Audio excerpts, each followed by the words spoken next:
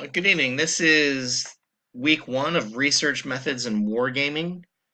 Uh, this is your introduction. Essentially, we're going to cover today what we're going to go over for the next 7 or so weeks. Um, what research methods in wargaming, what this class does is essentially it's going to show you how to research at the graduate level and write at the graduate level.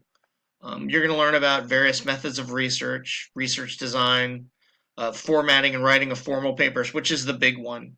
Um, each one of you probably has varying levels of expertise and experience in writing. Um, whether it be military or civilian, academic writing tends to be a little bit different. It has some nuances and some quirks. There's going to be a specific focus placed on topic development and developing a research outline, conducting a literature review, which is big. This is where, generally speaking, you learn how to do a literature review. If you continue on with your academic pursuits and you go on to a PhD, the literature review is you need to know how to do one of those. You won't be able to function without doing it. Constructing an annotated bibliography, and proper citation styles that make use of the APA style. Uh, I'm not aware of where everyone comes from. Uh, I know historians don't use APA, we use Chicago, and other folks use different types and formats of style. Here we're going to use APA, and we have resources to help you guys with that, as well as, again, some of those nuances I mentioned before about writing in the academic world. This is what we would call a scaffolded paper in academia. When you write anything much longer than about 20 pages, there's going to be a review process and a mentor. This is master's thesis or PhD dissertation. I know with most PhDs, when you will have of course a topic, and then you research it, then you figure out a research question. You're going to follow the same path we do here, but as you write it, you never turn in more than about 25 pages at a time.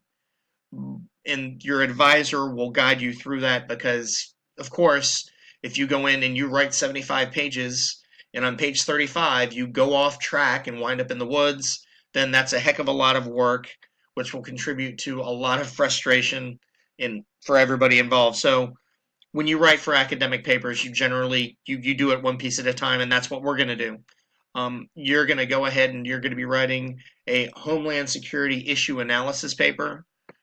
It's going to be 10 pages long, but you're not going to turn just 10 pages in all at once. We're going to do it step by step by step. That's what they call, again, the scaffolded paper.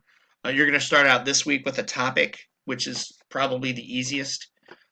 It's about a page, maybe two, just written about a topic. We'll go into details of that later in this lecture. Then the next thing is a literature review, which will be about 3 pages at least, and that's literally just researching your topic in a very broad way, seeing what the different themes are in it, researching. You want to do a 360-degree examination of something, but you also want to remember what your limitations are as far as size.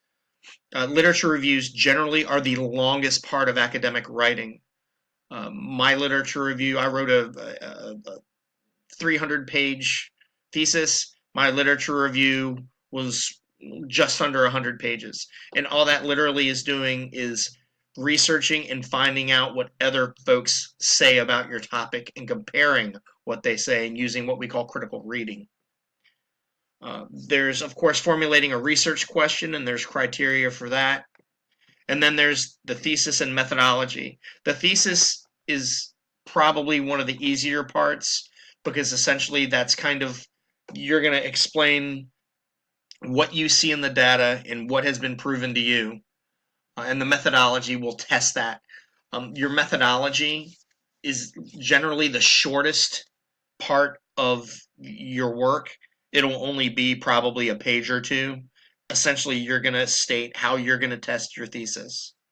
Then we're going to go on and we're going to talk about wargaming and how that can affect academic writing, and then case studies, which is another way for you to test your thesis. All of this is going to contribute, once again, to the Homeland Security issue analysis paper. Um, there's some other things we're going to do along the way. I mentioned the annotated bibliography. What that is you're going to write, I looked at John J. Mearsheimer's work, The Failure of International Organizations.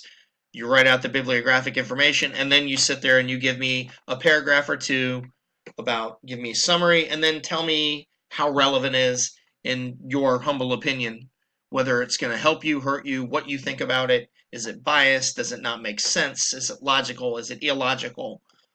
You'd be surprised that if you read some things without knowing the person's name or their academic rank or their academic reputation, how many times you'll see illogical things said and things that don't make sense.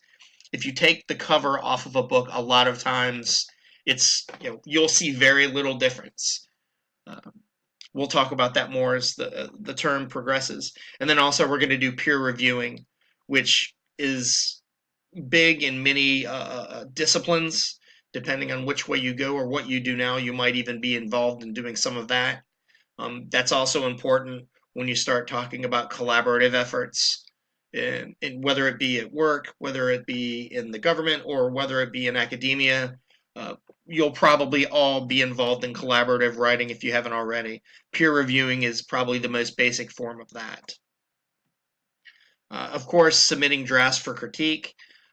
As the term progresses at any time, before a due date, if you want to send me a draft of something that we have coming up, I'll be more than happy to critique it and send it right back to you. No penalty, free of charge.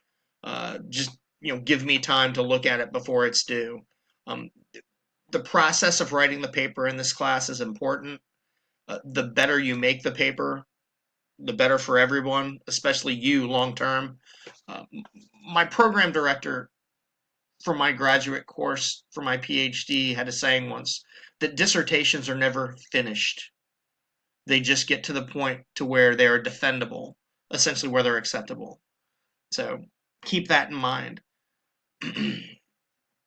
Now, selecting a topic, and this is what you'll be doing this week. What you need to do is select a topic. It must be a practice, organization, or event that is relevant after the year of 2000 to the discipline of Homeland Security. And of course, that can mean a variety of things. That can be stop and frisk. That can be airport security. That can be profiling. It can be utility resilience as far as the power grid and the water supply. There's a ton of different things you can choose from, but it has to be after the year of 2000 and it has to be relevant.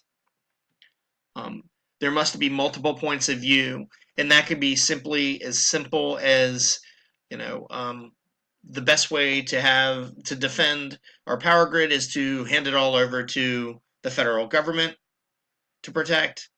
Or you can say, well, the federal government needs to stay out of it because that's, it's a public domain thing. It's owned by Dominion Electric or Appalachian Electric Power or Edison, and that is their responsibility. The government shouldn't have to pay for securing that. Again, 2 points of view about securing infrastructure, but that's the sort of thing you want to look for. You do not want to go ahead and find a topic that has one point of view. Again, got to remember you're going to have to write 10 pages about this. And you do not want to have to write you don't want to write 10 pages about something that's a proven fact or 10 pages of something that's already settled, so to speak.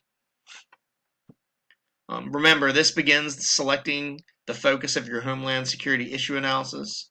If you have any questions at any time, feel free to contact me.